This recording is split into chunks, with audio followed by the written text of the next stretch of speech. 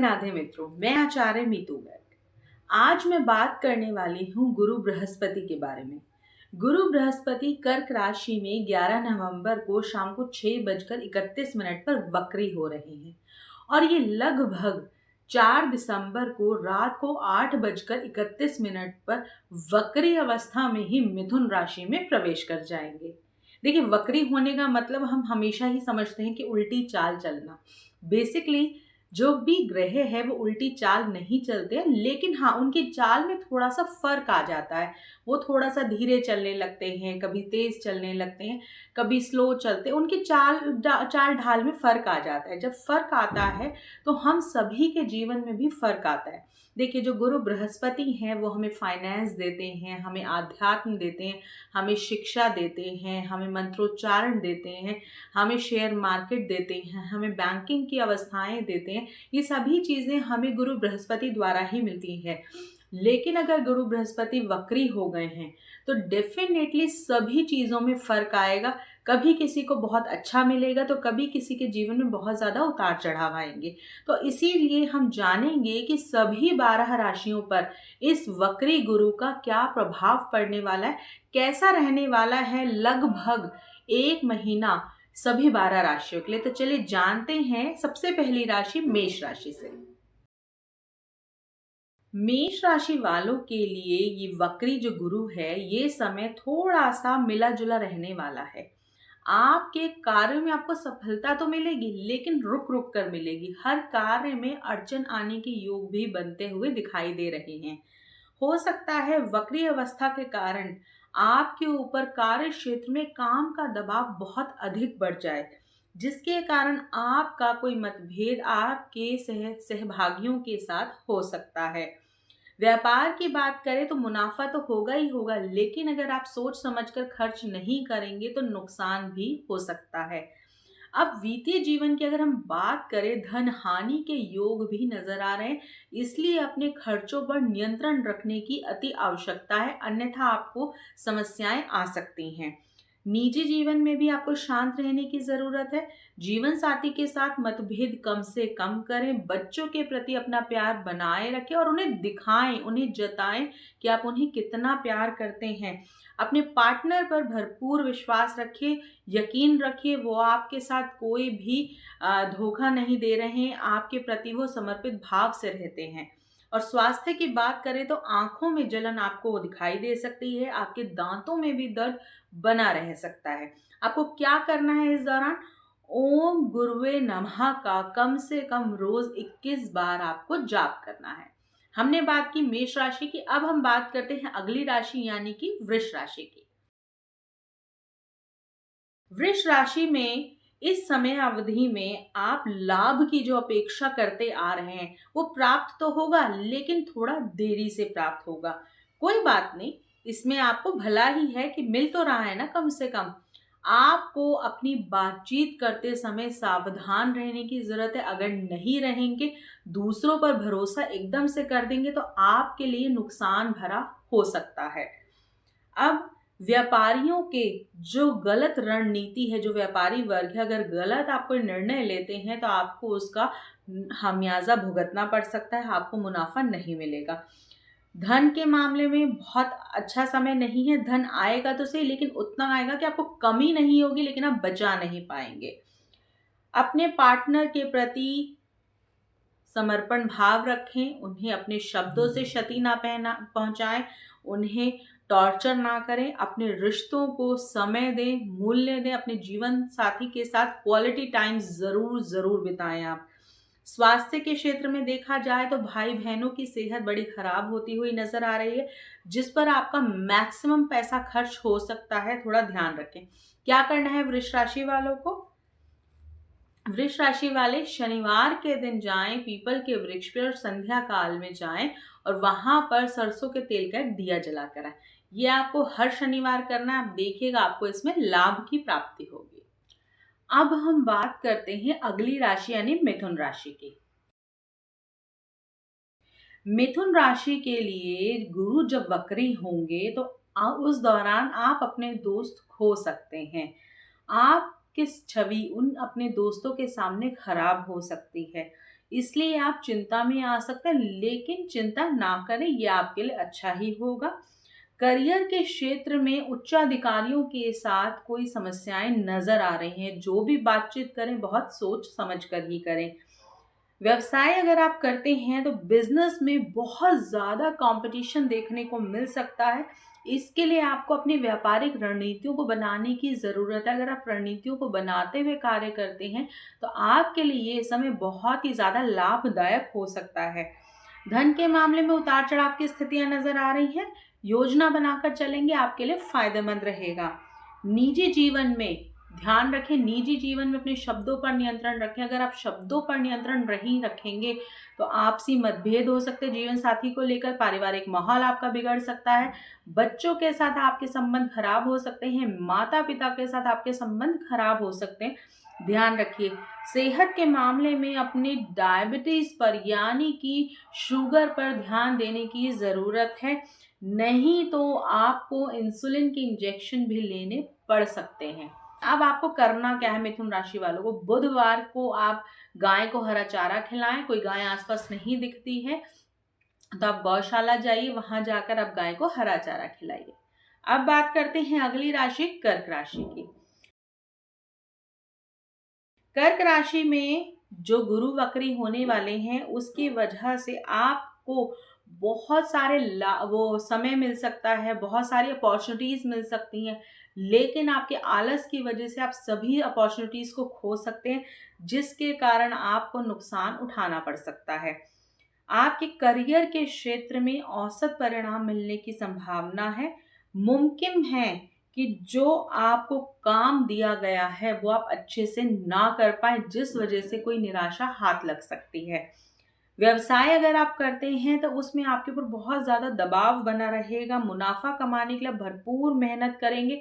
अगर आपको मुनाफा कमाना है तो अपने व्यापार में आपको रणनीतियां बदलनी होंगी, आपको चीज़ें बदलनी होंगी ताकि आपको लाभ हो।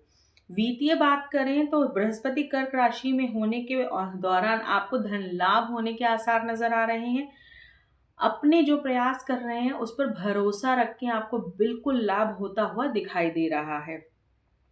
पार्टनर के साथ तालमेल बनाकर चलें, अन्यथा रिश्ते खराब हो सकते हैं।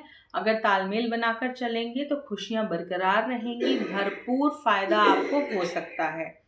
स्वास्थ्य के मामले में आप स्वस्थ और तंदुरुस्त रहेंगे तो घबराने की बिल्कुल भी ज़रूरत नहीं है, लेकिन बस अपने शुगर लेवल पर ध्यान रखें, शुगर पर ध्यान देने की ज़रूरत है।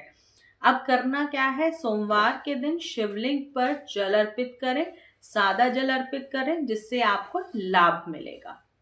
अब बात करते हैं अगली राशि यानी कि सिंह राशि की।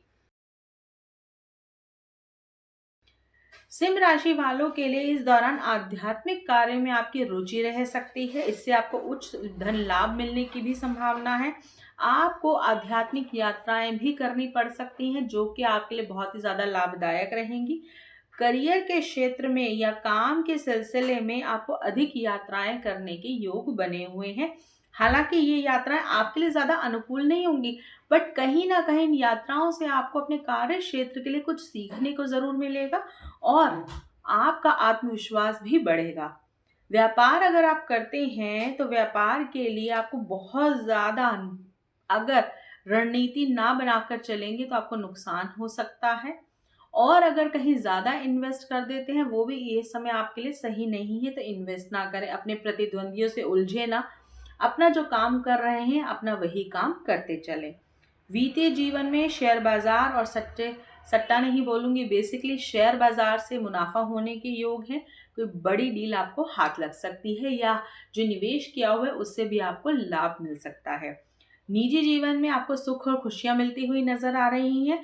जीवन साथी के साथ तालमेल बनाकर चलें, आपके लिए बहुत ही ज्यादा लाभदायक रहेगा। स्वास्थ्य की अगर बात करें तो पैरों में और जांघों में दर्द की समस्या हो सकती है। इस समय अवधि में ज्यादा तनाव ना लें, यही आपके लिए अच्छा होगा। क्या करें, रविवार के दिन सूर्य को जल अर्पित करें, चुटकी भर हल्दी डालकर करें, यह आपके लिए बहुत ही ज्यादा लाभदायक रहेगा।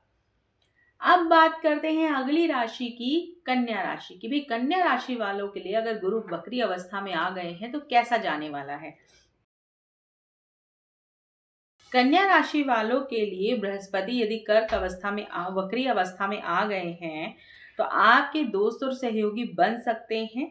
आपके दोस्त या सहयोगी आपके प्रति ज्यादा वफादार नहीं होंगे, तो आप भी अपने मन की बातों को सोच समझ कर ही उनके सामने पेश करें। अपने मन की सभी बातें उन्हें ना बताएं।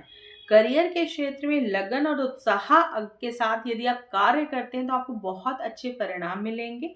आप इस समय करियर के शीर्ष पर जा सकते हैं जिसकी आप बहुत दिनों से इंतजार कर रहे थे। व्यापारी हैं तो बिजनेस में कोई नई डील शुरू कर सकते हैं, मुनाफा होने के योग हैं। इस दौरान आप बिजनेस में जो भी कार्य करेंगे आपको बहुत ही ज्यादा संतुष्टि मिलेगी, आप बहुत ही ज्यादा खुश रहेंगे। वित्तीय जीवन की अगर मैं बात करूं तो बहुत ज्यादा धन कमाएंगे। आपको एहसास होगा आपके अंदर कि मैं आगे बढ़ सकता हूं, मेरे अंदर इतनी काबिलियत मौजूद है कि मैं आगे बढ़कर बहुत अच्छा पैसा कमा सकता हूं और अपने बिजनेस को नई ऊंचाइयों पर ले जा सकता हूं। धन बचत में भी आपकी वृद्धि होगी। निजी जीवन में जीवन साथी के साथ रिश्ते मजबूत होंगे। पारिवारिक जीवन बहुत बढ़िया रहेंगे। अपने परिवार के साथ आप कदम से कदम मिलाकर चलेंगे।